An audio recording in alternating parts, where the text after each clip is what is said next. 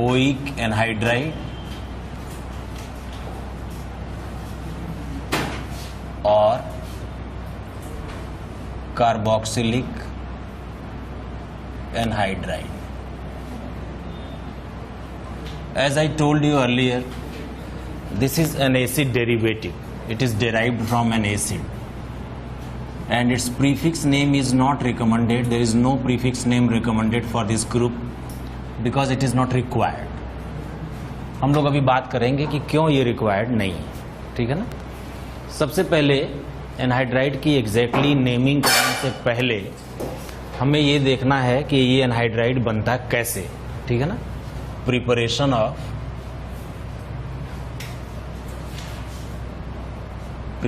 Of anhydride. Anhydride कैसे बनता है? RCOOH एसिड के 2 मॉलिक्यूल अगर ले लें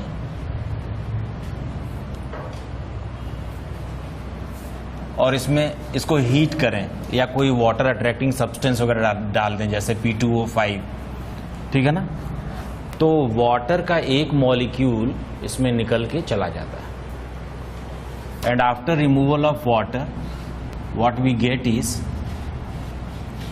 गेट इज एन एनहाइड्राइड. हम इसको ऐसे भी लिखते हैं,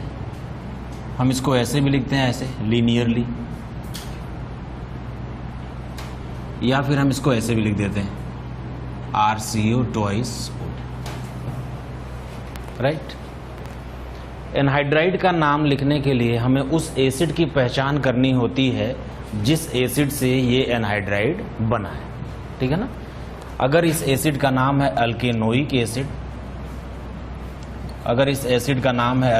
एसिड, तो इस एनहाइड्राइड का भी नाम होगा अल्केनोइक एनहाइड्राइड. बात समझ में आ रही है? जैसे कि पहला एनहाइड्राइड अगर हम देखें तो ऐसे RCOOH, इसकी नेमिंग करनी है तो हमें एक रफ काम करना चाहिए. क्या? हमें ये एनहाइड्राइड कैसे बना होगा? एसिड में से वाटर रिमूव करके. तो हम क्या करेंगे, 1 मोल वाटर इसमें चिपकाएंगे, हाइड्रोलिसिस कर देंगे.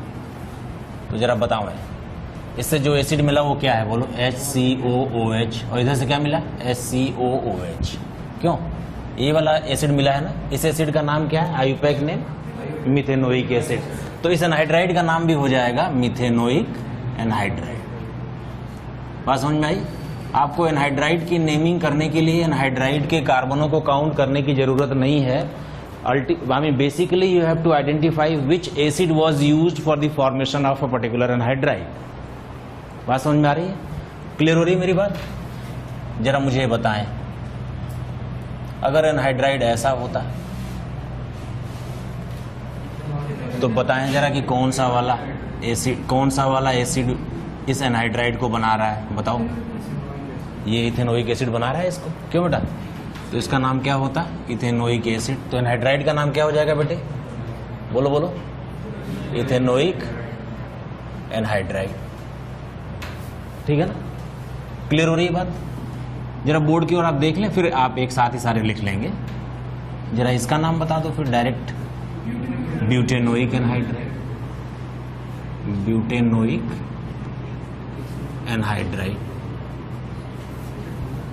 ठीक है ना. फिर इसका नाम बता दो.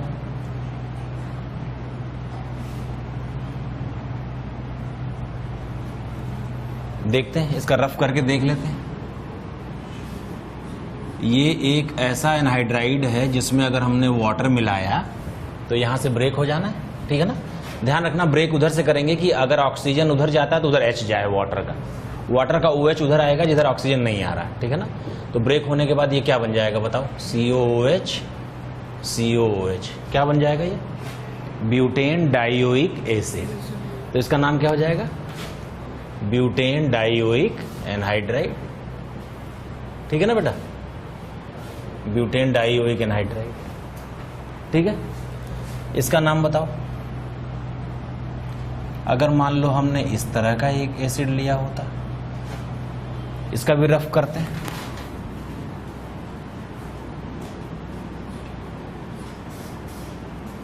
बोलो। तो इसका नाम क्या हो जाएगा बोलो। यहाँ पर एक COOH और यहाँ पर एक COOH। नाम बोलो। Cyclobutane 1,2 dicarboxylic acid. अब इसका स्पेशल नेम यूज होगा तो यहाँ पर लिख दो साइक्लोब्यूटेन 1,2 डाइकार्बोक्सिलिक एनहाइड्राइड। ठीक है ना। तो फिर इसका नाम बता दो।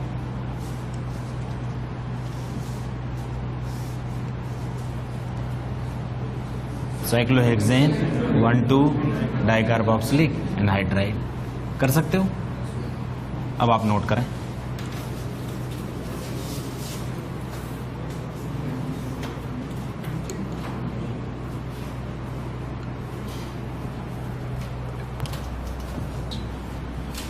मान लो हमने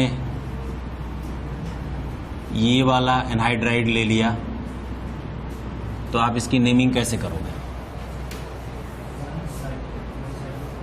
दोनों तरफ से जो एसिड मिलेगा उसका नाम क्या होगा? Cyclopropane carboxylic acid. तो फिर इसका नाम क्या हो जाएगा?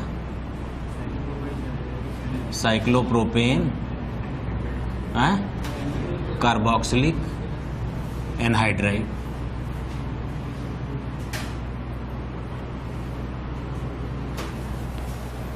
ठीक है।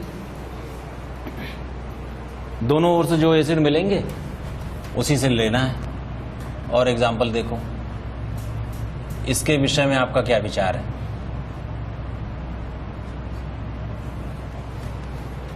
कौन सा एसिड है ये? रफ करूं मैं? रफ करूं इसका? हैं? ब्यूटेन, पेंटेन डाइओइक एसिड हो जाएगा ना ये। देखो कितने कार्बन्स हैं टोटल इस एसिड में, कितने कार्बन्स हैं? COOH और COOH। कितने कार्बन है? 1 2 3 4 5। Pentane dioic acid. तो इसका नाम क्या हो जाएगा बोलो? Pentane dioic anhydride. तो इसका नाम बता दो।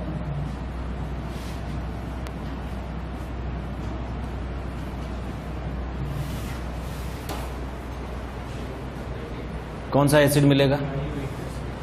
एसिड जो मिलेगा वो एसिड तो ऐसा होगा ना बेटा,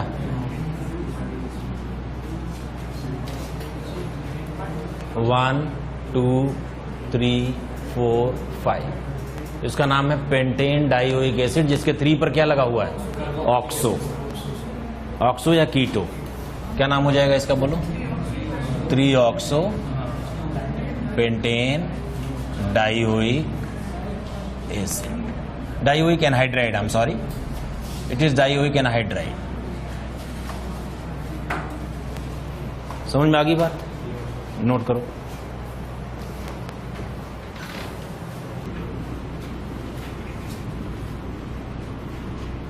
मिक्स्ड एनहाइड्राइड्स का मतलब 2 एसिड अलग अलग एसिड से मिलकर एनहाइड्राइड बना हो।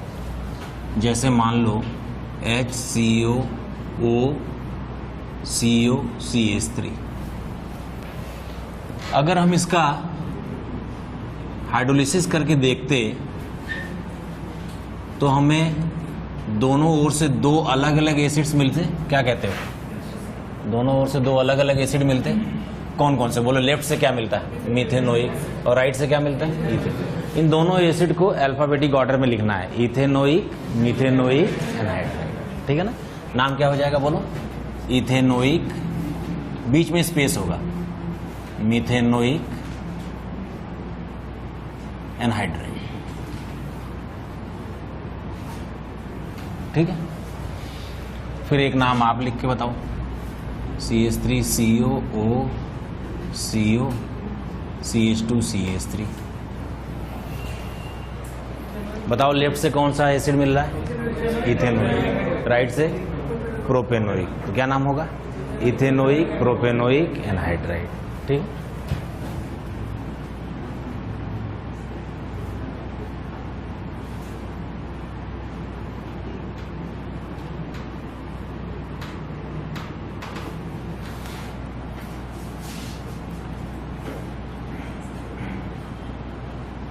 इसका नाम बताना।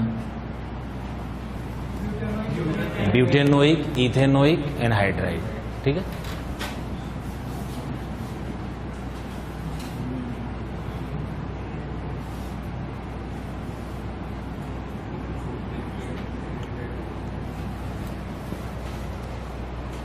बात समझ में आ रही है? नोट कर लो।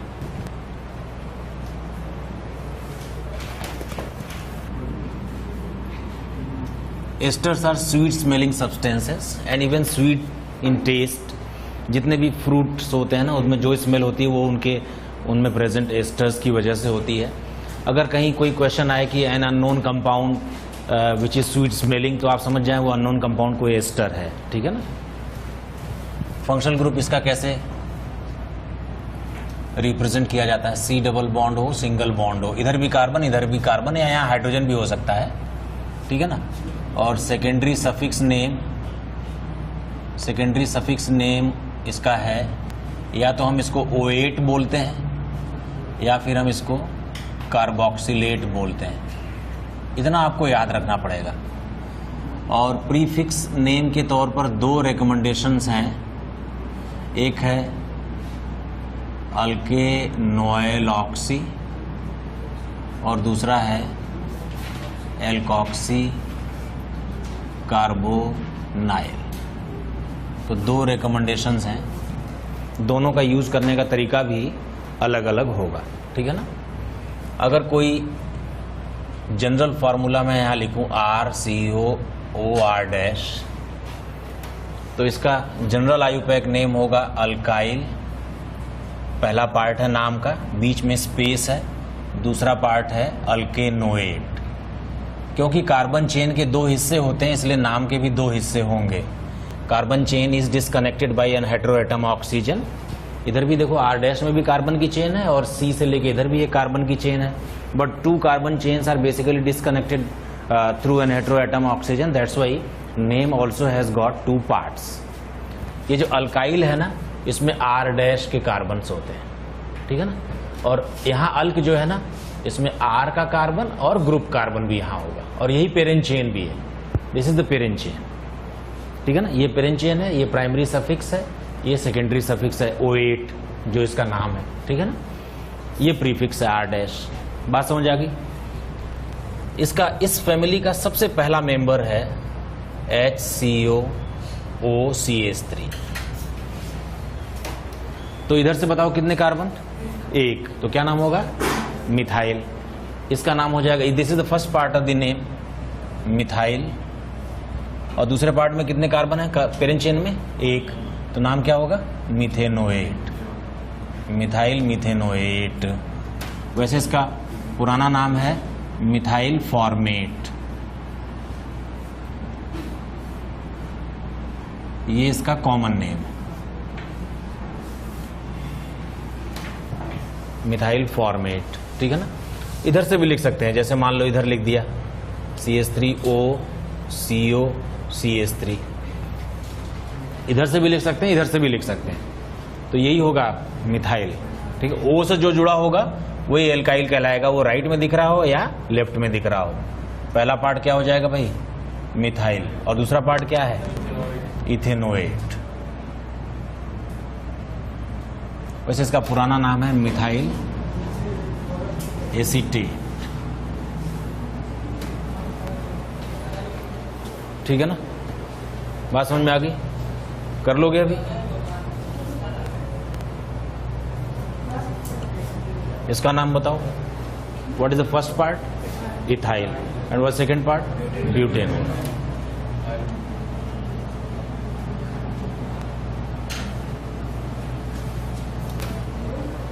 नोट करो।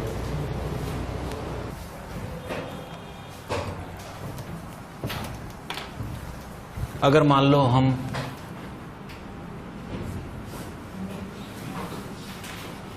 ये ले लें और यहां पर एक क्लोरो भी लगा दें, ठीक है ना, एक ब्रोमो भी लगा दें, तो पहला पार्ट क्या होगा नाम का?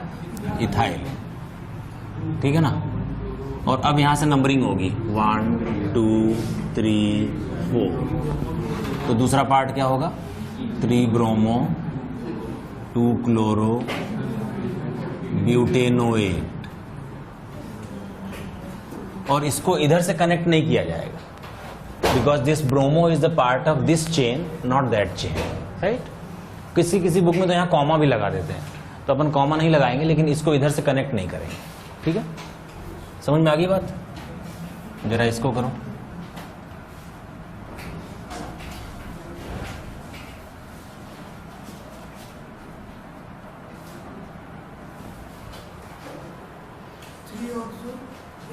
नहीं, सबसे पहले क्या होगा? इथाइल। फिर दूसरा पार्ट क्या होगा? 1 2 3 4 3 ऑक्सो ब्यूटेनोएट।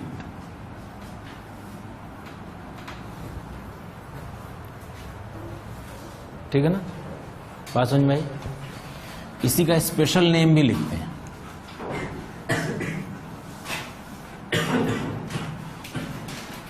इसका स्पेशल नेम है अल्काइल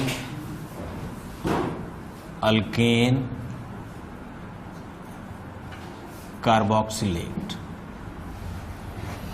स्पेशल नेम में स्पेलिंग के सारे लेटर्स लिखे जाते हैं। अल्काइल में R डैश के कार्बन्स को काउंट किया जाएगा, अल्केन में R के कार्बन्स को काउंट किया जाएगा, और ग्रुप का कार्बन यहां कार्ब के रूप में लिखा हुआ है। ठीक है ना? आपको मैंने बताया था कि special name is used in case when compound is cyclic, when compound is cyclic, or if group is repeated, functional group is repeated. ठीक है ना?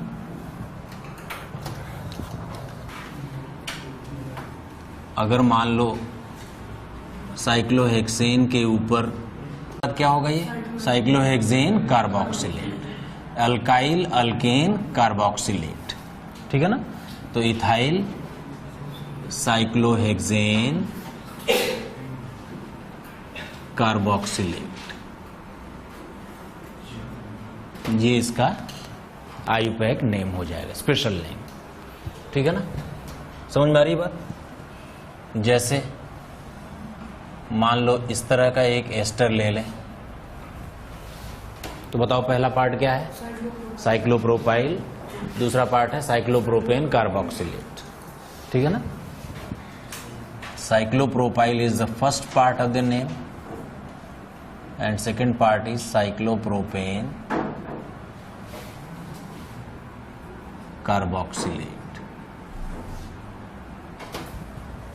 अगर हम इसको ऐसे लिखें तो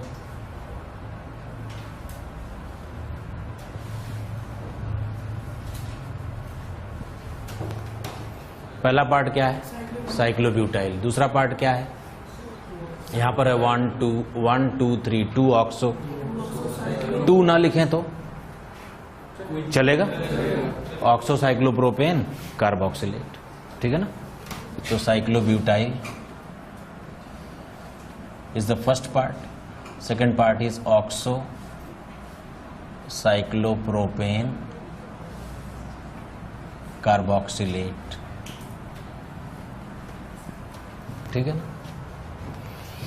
अगर एक ही कार्बन पर इस तरह से हो तो COOET और OCO, ये दो एस्टर ग्रुप हैं। एक एस्टर ग्रुप इस तरह से कनेक्टेड है जिसमें कार्बनों की कुल संख्या 7 है पेरेंट चेन में, और एक एस्टर ग्रुप इधर से कनेक्टेड है जिसमें कार्बनों की संख्या पेरेंट चेन में 2 है। तो किसे हम मेन ग्रुप माने? तो ये साइड में चला जाएगा। जब ये प्रीफिक्स में जाएगा और पेरेंट चेन से ऑक्सीजन से जुड़ा होगा तो एल्केनोइल ऑक्सी नाम लिखते हैं, अल्केनोइल ऑक्सी। तो इसमें कितने कार्बन है? 2, तो इथेनॉइल ऑक्सी। और कौन से वाले कार्बन पर है ये कुल मिला के? 1 2 3 4 ना? तो पहला पार्ट क्या हो जाएगा? इथाइल। दूसरा पार्ट है 4 इथेनॉइल ऑक्सी,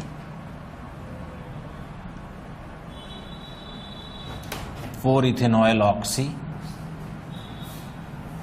साइक्लोहेक्सेन 1 कार्बोक्सिलेट। ठीक है ना?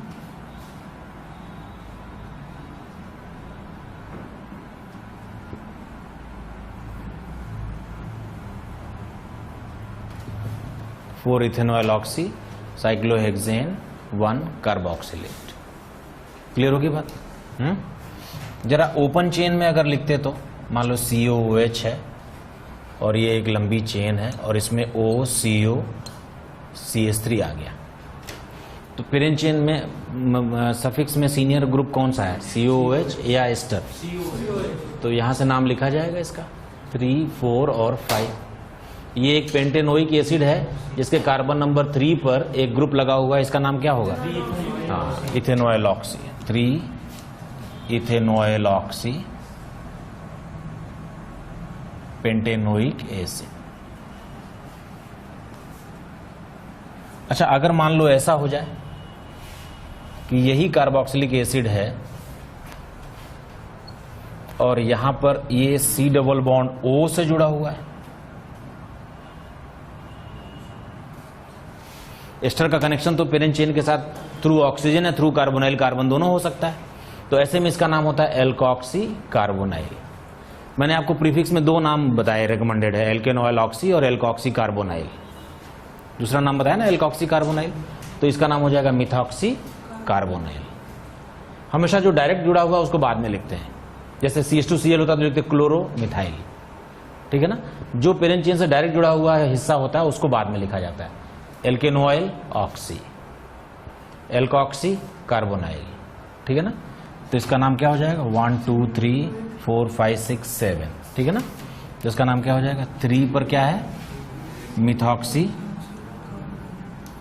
मिथॉक्सी कार्बोनाइल और हेप्टेनोइक एसिड वैसे ओरिजिनल कंपाउंड है, ठीक, समझ में आ रही बात? हाँ, मान लो हमने ले लिया साइक्लोहेक्सेन कार्बोक्सिलिक एसिड, यहां पे ले लेता हूं OCOCH3 COOCH3 और यहां पे ले लेता हूं OCOCH3। बताओ सीनियर कौन सा है, COOH है या ये वाला एस्टर है या ये वाला ester? COOH, this is 1, now this is 3 and this 1 is 4। तो 3 पर क्या लगा हुआ है, नाम बताओ इसका, मिथॉक्सी कार्बोनाइल, और 4 पर क्या लगा हुआ है, इथेनॉयल ऑक्सी। तो अल्फाबेटिक ऑर्डर में रखना है इसको, क्यों, 4 इथेनॉयल ऑक्सी, फिर 3 पर क्या है, मिथॉक्सी कार्बोनाइल, और वैसे कंपाउंड का नाम है साइक्लोहेक्सेन 1 कार्बोक्सिलिक एसिड।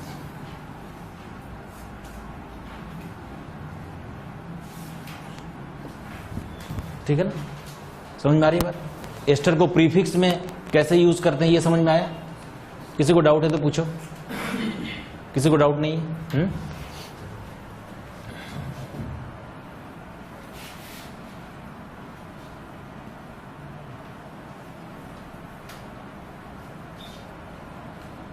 इसका नाम क्या होगा बोलो? पहला पार्ट साइक्लोपेंटाइल, दूसरा पार्ट क्या है, क्लोरोसाइक्लोप्रोपेन कार्बोक्सिलेट। क्यों? क्लोरोसाइक्लोप्रोपेन कार्बोक्सिलेट, 2 क्लोरो लिख दो, क्यों 2 क्लोरो लिखना ठीक रहेगा। इसके पहले लिखोगे साइक्लोपेंटाइल, क्योंकि क्लोरो तो यहां 1 पर भी लग सकता था ना, 1 और 2 दोनों पोजीशन उसके लिए पॉसिबल है। साइक्लोपेंटाइल है पहले, समझ जाओगे। अगर 2 एस्टर्स हैं और दोनों इस तरह से जुड़े हुए हैं, डायरेक्ट कार्बोनाइल कार्बन के थ्रू जुड़ गए, इस तरह से देख लो, तो इसका नाम होगा डाई इथाइल ब्यूटेन डाइओएट। 1,4 भी लिख सकते हैं लेकिन जरूरत नहीं है क्योंकि ये 1,4 पर ही रहना है। तो क्या नाम होगा इसका? डाई इथाइल ब्यूटेन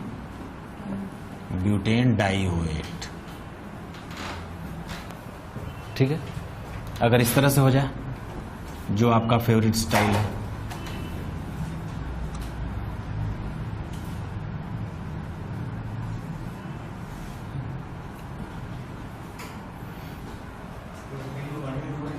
प्रोपेन 1 2 3, नहीं पहले तो ट्राई इथाइल,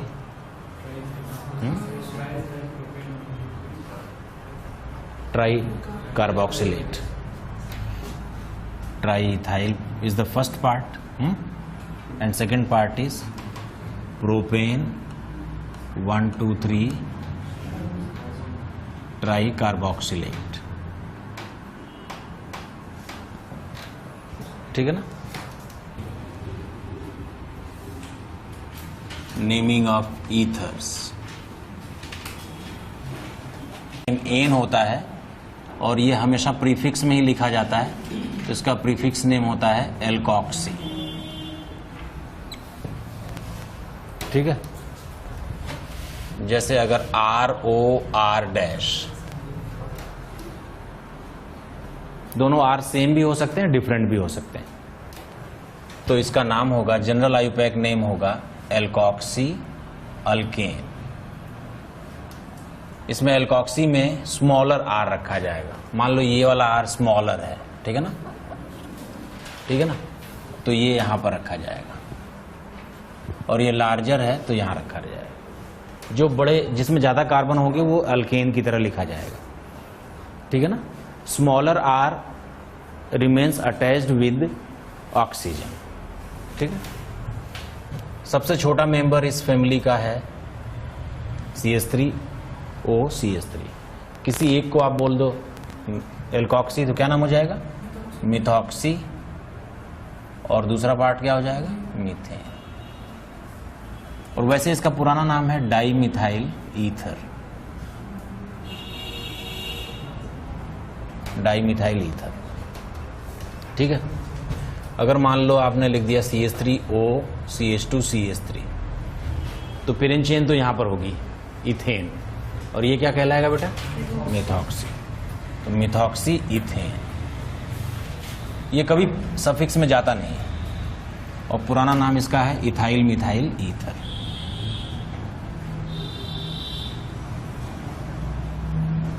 ठीक है ना?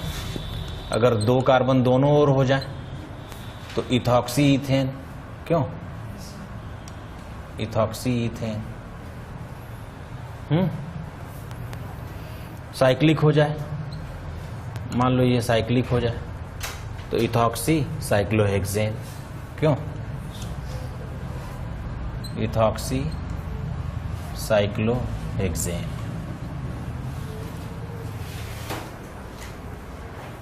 ठीक है ना? समझ में आ रही है बात? अगर मान लो ये इथॉक्सी भी हो, यहां ब्रोमो भी हो, ठीक है ना, तो ये इसको प्रीफर किया जाएगा 1 bromo 2 ethoxy cyclopentane. 1 bromo 2 ethoxy cyclopentane. ठीक है? ऐसे नेमिंग की जाएगी। साइड, इपॉक्साइड साइक्लिक ईथर को बोलते हैं। नेमिंग ऑफ इपॉक्साइड, इपॉक्साइड इसको बोलते हैं ना, साइक्लिक ईथर।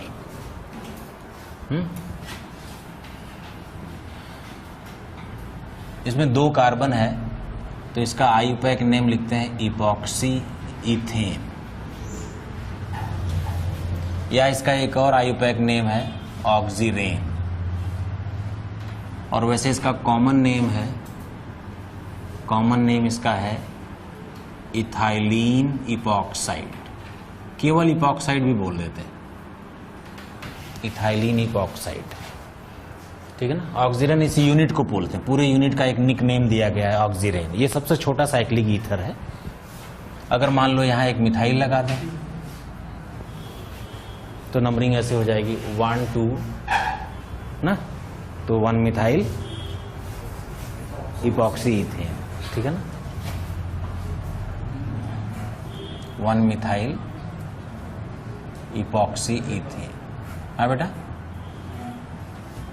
अगर ऑक्सीरेन की तरह लिखना होता तो ऐसे लिखना पड़ता है। इस पूरे यूनिट को ऑक्सीरेन बोलते हैं, तो methyl oxirane.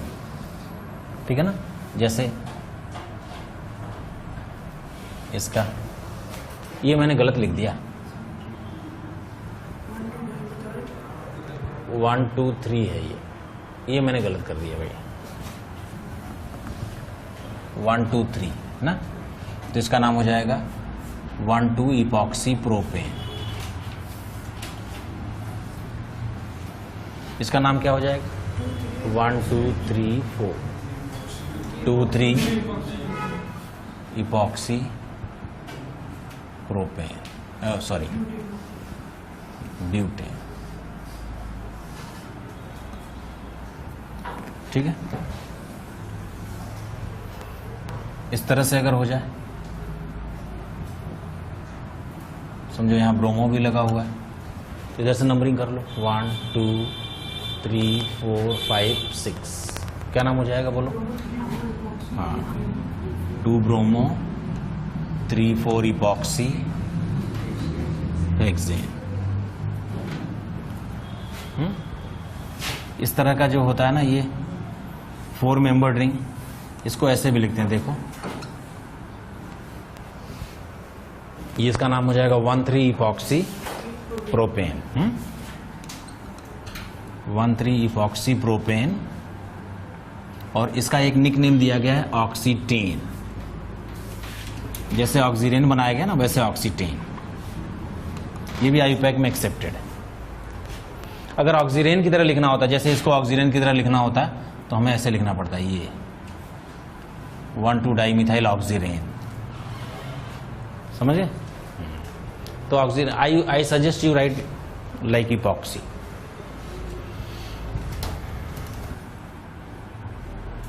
Oxygen, nitrogen, sulphur are treated like carbon. अगर ऑक्सीजन को कार्बन की तरह ट्रीट करते हैं, तब इसका नाम लिखते हैं ऑक्सा। नाइट्रोजन को लिखते हैं एजा, और सल्फर को लिखते हैं थाया। जैसे एग्जाम्पल के तौर पर मान लो इस तरह से कोई कंपाउंड मल्टी ईथर रिंग्स है, तो आप सबको इस तरह से नंबरिंग कर दीजिए जैसे सारे ही कार्बन हो, और कोशिश करें कि ऑक्सीजनों को छोटा नंबर मिल जाए। ठीक है ना?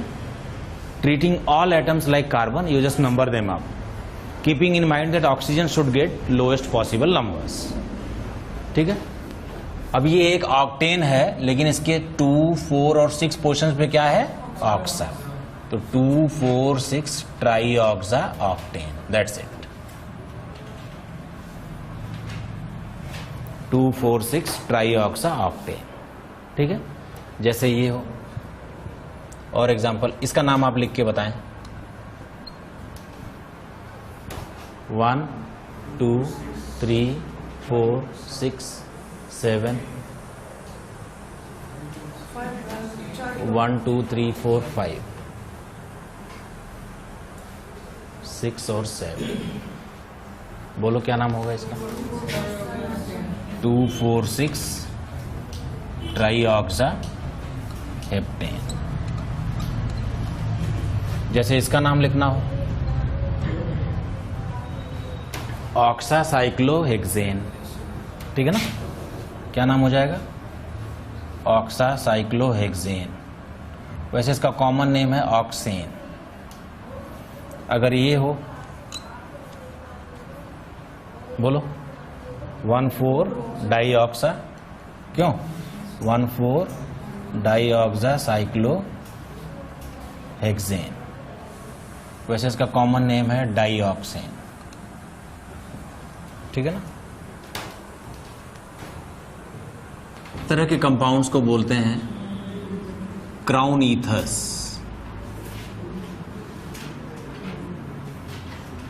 ये क्राउन ईथर्स हैं। इनकी शेप क्राउन की तरह होती है, इसलिए इनको बोला जाता है। इनको भी ऑक्सा की तरह लिख देंगे। किसी ऑक्सीजन से नंबरिंग शुरू करो। 1 2 3 4 5 4 हो गया ना ये। 1 2 3 4 5 6 7 8 9 10, क्या बेटा? 11 12। 12 मतलब साइक्लोडोडेकेन। बोलो 1 4 7 10 टेट्राऑक्सा साइक्लोडोडेकेन ना। बस इसका नाम आप लिख दो।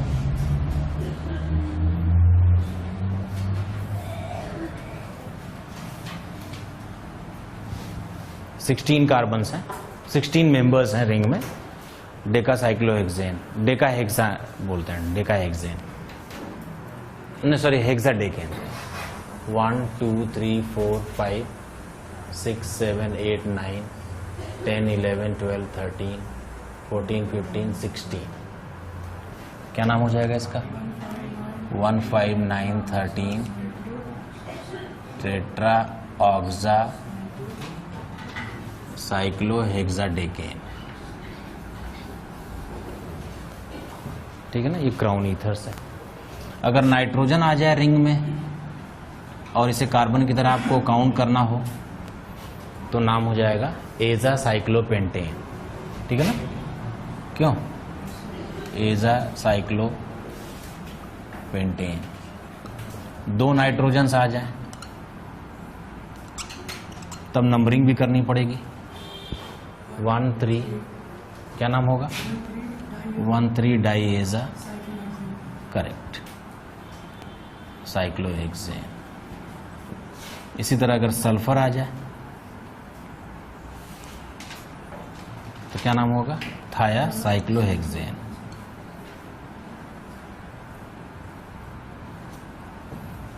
ठीक है ना।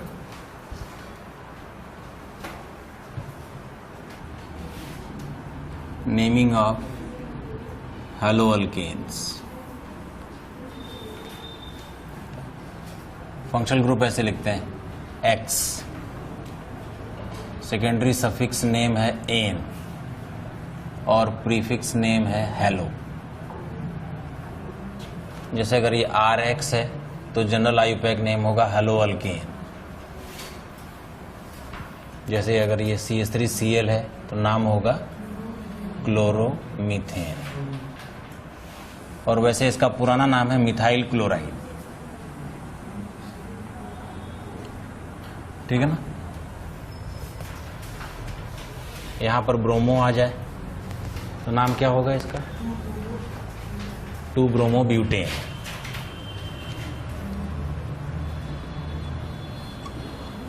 ठीक है ना। X की जगह FClBrI हो सकता है। साइक्लिक हो जाए तो आयोडो साइक्लोहेक्सेन।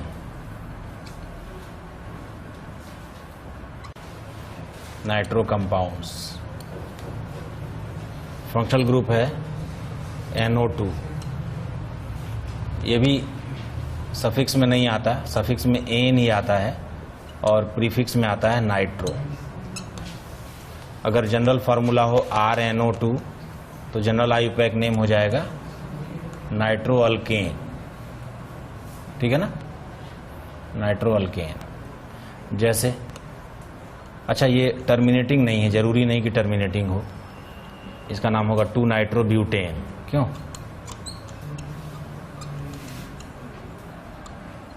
अगर साइक्लिक हुआ तो नाइट्रोसाइक्लोपेंटेन, जैसे इसका नाम हो जाएगा।